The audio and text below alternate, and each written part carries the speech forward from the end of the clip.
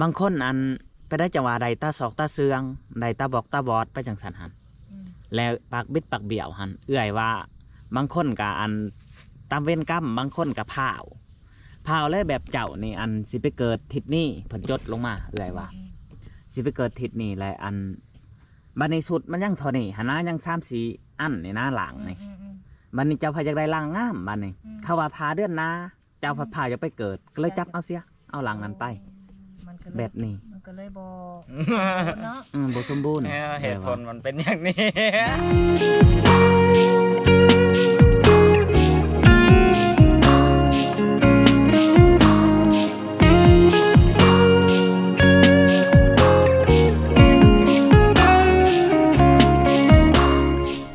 เอาโอเคพี่น้องเนาะหลังจากอัน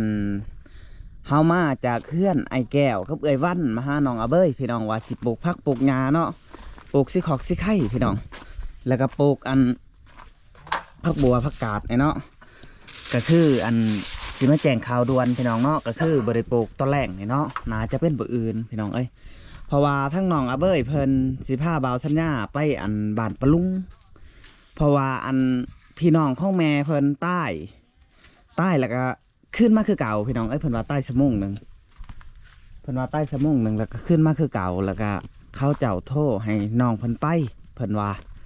แต่เฮากะสิไปติดตามเบิ่งอยู่บ้านปะลุงผู้ใดพี่น้องว่าสิเป็นอะไรเนาะว่าสิปลูกต้นแรกนี่กะบ่ได้ปลูกพี่น้องเอ้ยก็จักสิว่าแนวใดเนาะก็จังได๋ก็ขอโทษขออภัยนำ FC เนาะเพิ่นที่รอคอยอยากเบิ่งเนาะก็คือทางเฮาจะได้ไปส่งน้องอาเบยก่อนพี่น้องเอ้ยพุ่นแหละบ้านปะลุงพุ่นแหละจะได้เดินทางไปเอาพี่น้องเอ้ยหลังจากอันเฮาสิไปบ้านปะลุงกับน้องเพิ่นเนาะก็คืออันเฮาก็สิได้ถามน้องเพิ่นก่อนเนาะเพิ่นว่าบ่าวสัญญาไปส่งแน่ว่าอันไปบ้านปะลุงว่าพี่น้อง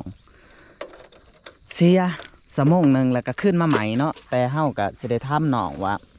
ต้นปลายสาเหตุมันเป็นไปได้อย่างว่าน้องตัวเนาะพี่น้องเนาะก็คือว่าแหละเนาะเฮาก็สิได้ไปส่งน้องเพิ่นเพราะว่าเฮาสิปลูกผักปลูกหญ้าแหละอันมื้อนี้เนาะเฮาก็ว่าสิปลูกผักกับน้องเพิ่นแต่ก็บ่ได้ปลูกเลยพี่น้องเอ้ยอาจจะเป็นสิได้ไปส่งน้องเพิ่นแล้วเนาะก่อนอื่นเฮาก็สิถามน้องเพิ่นให้ FC เข้าใจนำกันว่าเป็นอะไรเนาะเพราะว่าอยากให้ฮู้นำกันพี่น้องเอ้ยเฮาสิเข้าไปถามน้องเพิ่นพี่น้องเอ้ยถามน้องเพิ่นก่อนว่าอันต้นปลายสาเหตุเป็นแนวใดหั่นนะเพราะว่าอยากฮู้เนาะให้ FC ฮู้นำกันไปยังอันเพิ่นว่าอันน้องอาเบยว่าพี่น้องเสียแล้วก็ขึ้นมาใหม่เพิ่นว่าแนวนั้นเอาไปเขาไปถามเพิ่นก่อนเอาสบายดีเบยโอ้โดยแม่จะบอกถามเพิ่นสั่นเป็นจังได๋เบิ่งได้ล่ะติดไมค์ก่อนโดยอันนี้บ่จักแล้วจังเสานั่งคือมุ่งอยู่ถามหยังก็บ่ปากมื้อเช้านี่บ่เพิ่นเสียหังไปได้เบยเสียเมื่อวานนี้แล้วก็ฟื้นมาใหม่อ๋อแต่เจ้าหูข่าวมื้อนี้เขาเจ้าโทรมาทางไหนเขาเจ้าบอกอ๋อมีคนในบ้านบอกคนอายุจักปีเลยพวกมันอยู่40และ50กว่านี่โอ้พี่น้องบ่โดยป่าฮะอ๋อแล้วบัดนี้น่ะทางบ่าวสัญญาน่ะสิไปส่งเพิ่นเพราะว่าเขาอยากให้น้องปั่นจักรยานไปมันก็ด้น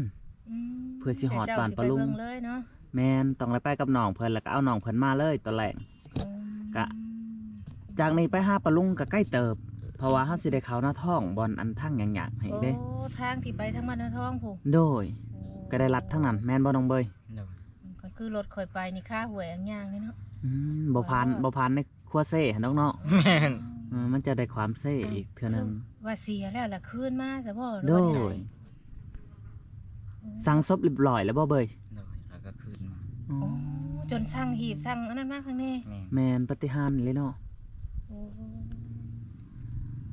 สั่งว่าเด้เพิ่นบ่ฮู้ว่าอันเพิ่นต้นปลายสาเหตุเพิ่นเป็นแบบใดพี่น้องเอ้ยแต่ว่าเฮาไปแล้วเฮาก็สิสืบถามใหม่ว่าเพิ่นเป็นแนวใดหั่นนะน่าจะเป็นแบบว่าอันทางพี่น้องเพิ่นนี่ซาเบิ่งอันในโลกโซเชียลเนาะก็คืออันแบบว่าใต้ไปแล้วอันแบบว่าบ่ถึกสื่อ ยมมาโทษเอาบ่ถึกสื่อน่าจะเป็นแนว เพิ่ นั้น นก็เลยส่งคืนมา ส่งคืนมา อืม ประมาณนั้นแหละ เพราะว่าอันเห็นในอันโลกโซเชียลหันเขาเจ้าอันเอาลงหันนะแบบว่าอ่านสื่ออ่านช่างหันนะ สิแม่น แล้วก็เลยบ่ถึกสื่อแล้วก็ อั เพิ่ น น นี้ ส่ง บ่ คื จั น งนั่งถามเนี่ยก็บ่ปากเศร้านี่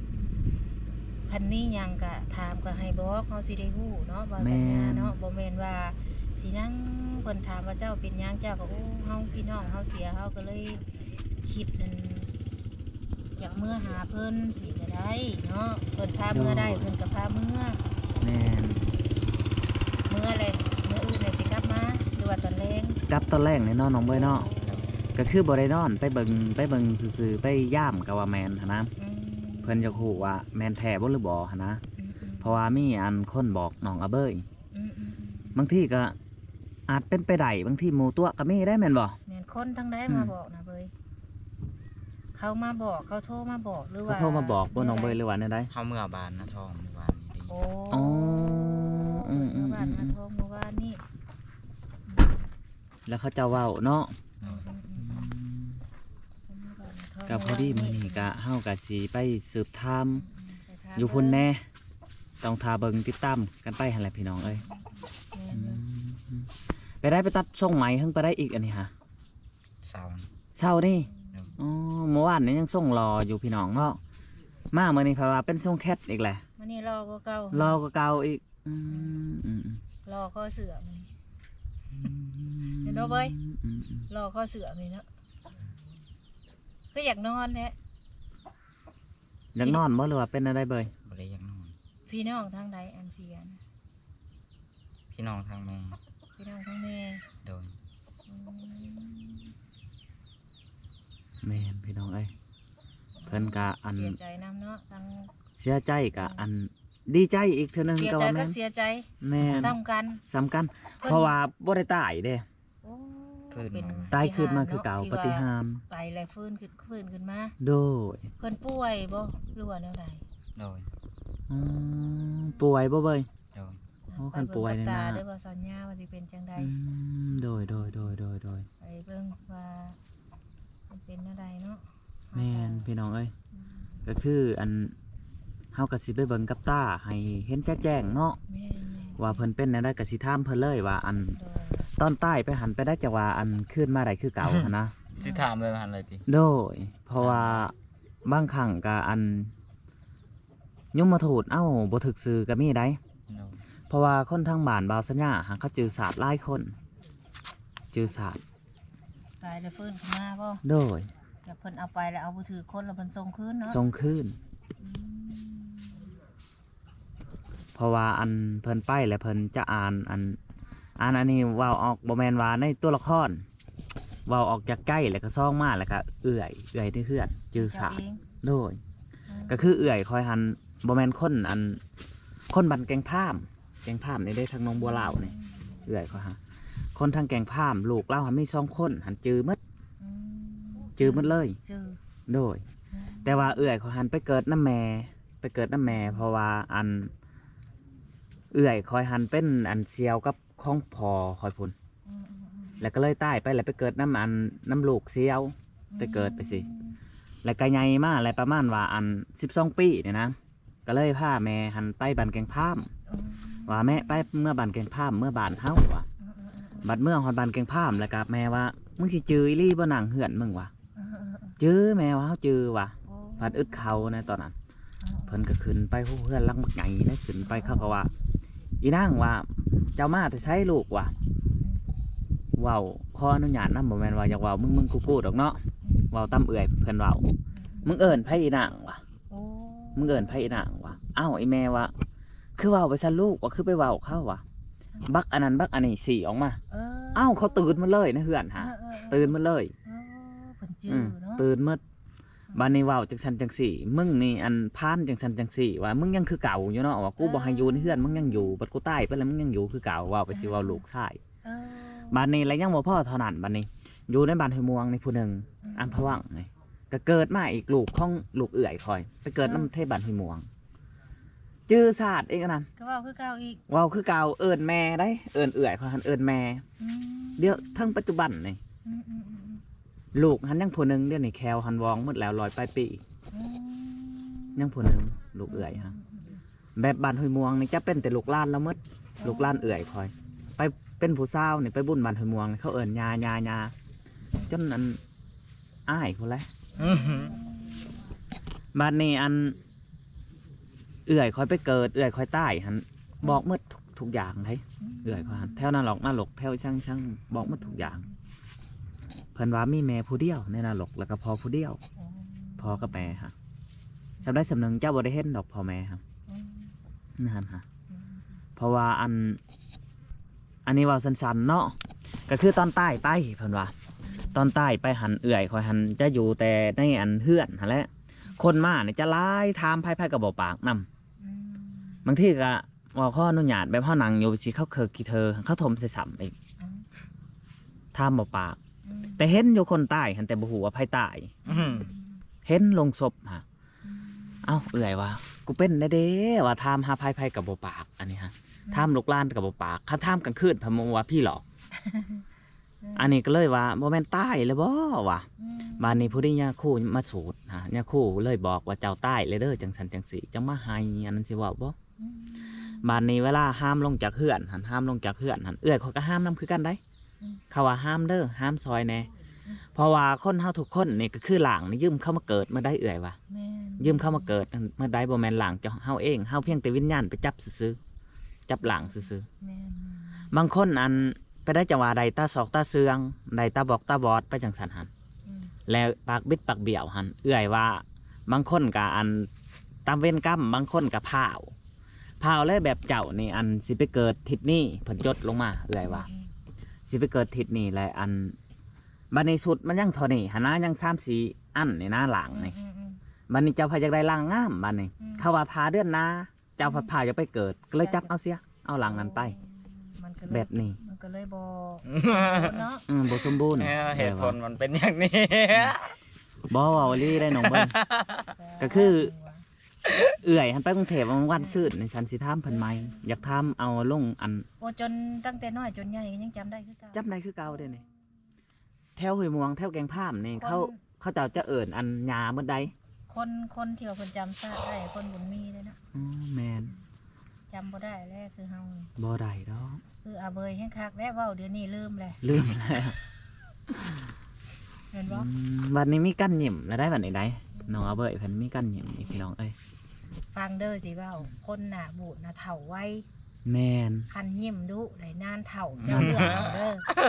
เอ้าเนาะเว้าสัญญาเนาะเจ้าสังเกตเด้อว่าเจ้าสังเกตเบิ่งคนหน้าบูดนี่มันสิเฒ่าไวได้เฒ่าก่อนอายุน้อยแต่เป็นแก่ได้บัดนี้ย้อนยังเจ้าเฮ็ดหน้าบูดเด้กันเจ้ายิ้มตลอดมันสิโตชีวิตของเจ้าแล้วก็มันเฮ็ดให้เจ้านุ่มรอขึ้นแล้วบัดนี้มันก็เฮ็ดให้เจ้าอาเบยมื้อนี้คือยิ้มมันสิเป็นแบบใบไม้นี่แล้วแม่น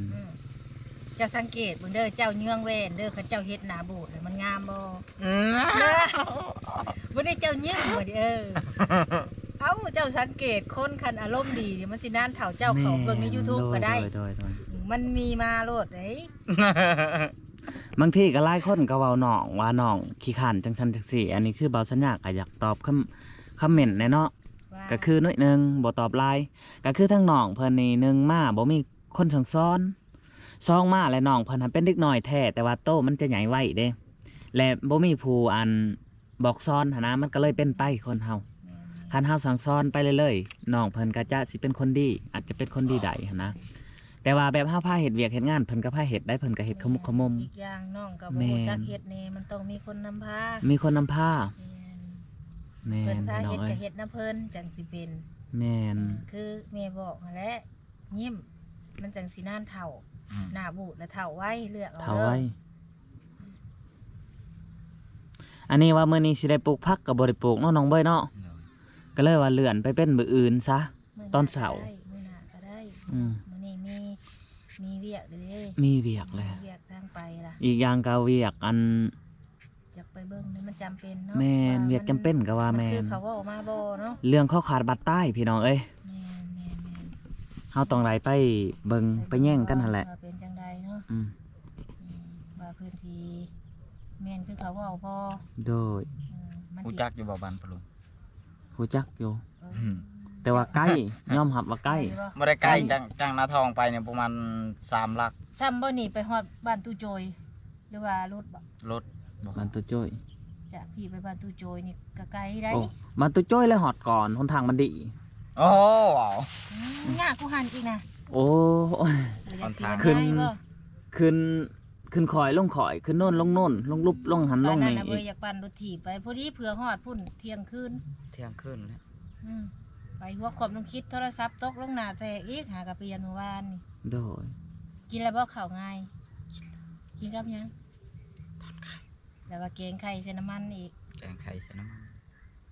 มีอยู่นะกินข่อยปิ้งปลา โอ้ บ่อยากแล้วมันอิ่มเลย ดีแล้ว ไปได้ถอดเป็ดและไข่ฮะ เป็น ไผบอกเบาหลาบ่อ๋อ แม่บุญก็บอก โอ้แม่บุญก็บอกเนาะถอดไข่เป็นก่อนเป็นหน่วยอยู่บ่เฮ็ดแอแหละอยู่ แหละ อย่าใส่น้ำมันร้ายมันจะงามมันจะกินแซ่บ เดี๋ยวสิเฮ็ดให้เบิ่งบื้ออื่นบื้อฮื้อสิเฮ็ดคักๆแบบกรอบๆหล่อน เนี่ยได้มันสีแซ่บไปเห็นเนาะเรากิน แม่ เอน งเนาะปูดสิแล้ววันให้นั่นแล้วเนาะ แม่น แบบเราก็เฮ็ดตามนั่นเราแหละ เราก็เฮ็ดตามภาษาเราพี่น้องเอ้ยก็คืออันแบบว่าคนอยู่ผู้เดียวก็ว่าแม่นขนาดว่าลูกเฮาเนาะหรือว่าลูกคนใหญ่ซำนี่ก็โอ้ยจักสิว่าบ่ได้เนาะก็ผู้บ่ได้เฮ็ดเวียกก็บ่ได้อึดหันเฮ็ดอยู่แถวเมืองเนาะแม่นบ่แถวเมืองแถวหน้า ปลาชื่อ ไสแตกแหละ เนี่ย อ๋อพี่น้องเอ้ยอะดอ เอาเนาะเอาเมียนก่อน ยังอันนะ ส่งมาแบบทางเราบ่มีสัญญาณ อ๋อโดยเฮานี่จะอันประสานกับภาษาเบ้ยได้เด้อพี่น้องเอ้ย ก็คือว่าภาษาบรูนี่ ส จะ อนนี่ก็เว้ย จะง่ายแน่ ส นิ อน ด ภา นึ ษาง เจ้าดู จะดอยงอยเด้อ จะโดยกินข้าวบ่ กินข้าวจะดอย อืม กินน้ำงอยเด้อ มวย อื เด้อ ม ยิ้มเด้จ้ะ กระจัง หน้าบูดเด้จ้ะ นาบูด มันบ่จักบ่แม่ มันมุงตูม นักมีนนะเกย นั่นน่ะดอก ชื่อได้อยู่ติว่าเอามายิ้มในน่านเฒ่าบูดในเฒ่าไว้เนาะว่าสัญญาเนาะ เอาไว้แม่ ชื่อไว้เด้อโอ้แม่บุญแล้วว่าเรายิ้มใส่แว่นมันก็ จักโมงแล้วน้องเบยเด้อนี่ อันนี้บอก ป้าเท่าพี่น้องเอ้ย 1 โมง เฮา1 โมง 15 โมง โอ้ย 15 โมง 3 โมงครึ่ง 3 โมงครึ่งไปฮอดพุ่น5 โมงผู้ใดน้องเบย ฮะ 5 โมงผู้ใดฮอดปะลุง ไปสันจะได้มันสิคำทาง บ่ฮอดดอกบ่เกินบ่ฮอดชั่วโมงเฮาไป ไผสิเป็นคนขับ เจ้าจะให้เราขับเด้ บ่แล้วบ่มี เจ้า ทาง ให้เรา สิ ขั ว่า บ เป็น แต่บ้านนี่ ที่ เรายังขี่ เรา รถถีบ เราอยากยืมรถเฮาไปเฮายังบ่ให้ไปแล้วคนเดียวเฮายังอยากขับให้ เจ้า แห ได้ ละ คันใหม่ใครอยู่ดอกข่อยยันมัน แม่ ข่อยยัน น ได้ชักยาให้มันเนาะ โดยบ่ให้น้อง แล้ว คื ขี่ อ รถถีบเศร้าดีบ่เรายังล่มเรามาบ้าน ล่ม ดีบ่ โซตก อืม ฉันก็บ่ล่มดอก วันนี้พี่น้องคลิปนี้ก็บ่มีหยังหลายเนาะเฮาก็สิได้อำลาพาจากหรือว่าเฮาก็สิได้เดินทางกับน้องอาเบ้ย โดย เพิ่นก่อนเนาะ เดินทางปลอดภัยเด้อ โดย จะบอกสัญญาเด้อ วันนี้ไปก่อนเอา โดยส โอ้ บาย ย ดี เอาสบายดีเดินทางกับน้องอาเบ้ยก่อนพี่น้องเอ้ยว่ามันสิแม่นความจริงบ่หรือบ่ก็ไปรับชมนํกันอยู่พุ่นแหละพี่น้องโอเค